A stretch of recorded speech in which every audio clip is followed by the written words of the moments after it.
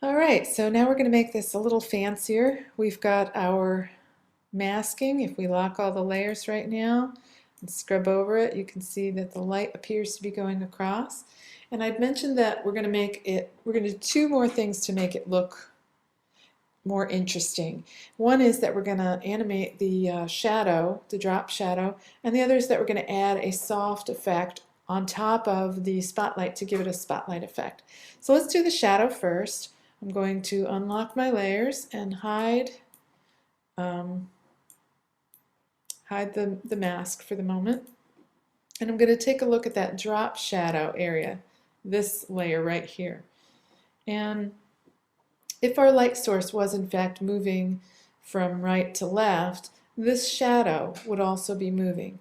So what I want to do is, let's first of all make it so that it's a little bit blurry. Add a blur. I know that drops down and you couldn't see it, but it was adding a blur. So we've got a little bit of blur to it. And then I'm going to add a motion tween so that when the light is way over here, my shadow is going to be further in this direction. And then as the light moves across, the shadow would move to this direction. Now that's not typical with sunshine, but it certainly would be typical if you had a moving light source, for example, cars driving by, or headlights or something like that. So we've got that moving, and that should start already to look a little bit more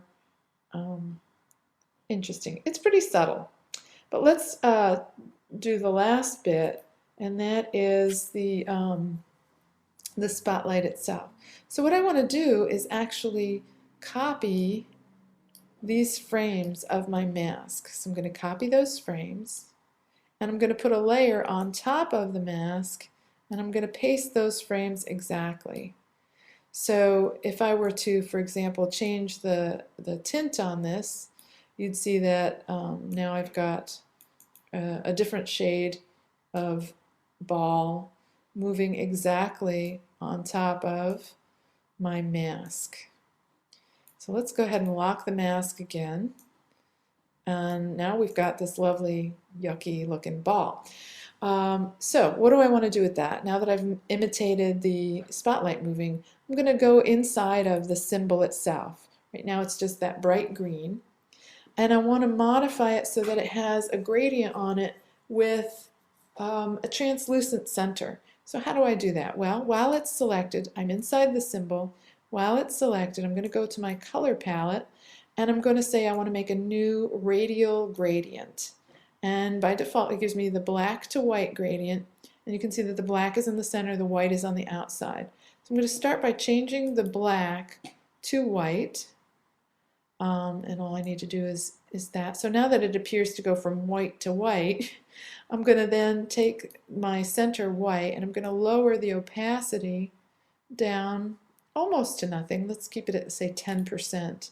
And you can see already that it's got sort of a translucency that goes from clear to white at the edge. Now I can move this in so that I get a little bit more transparency and a little bit less solid white.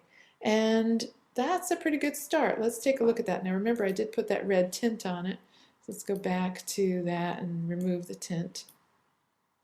And now with that layer on top, you can start to see that it looks like a spotlight. So for the last finishing touches, all I'm going to do is add some blur to that. And it really should start to look like a spotlight then. There we go. Or somebody's holding a flashlight to it. So let's test this scene. And what's wrong with it? I know what's wrong with it. Is that it still thinks that it's a mask, and you won't see the mask.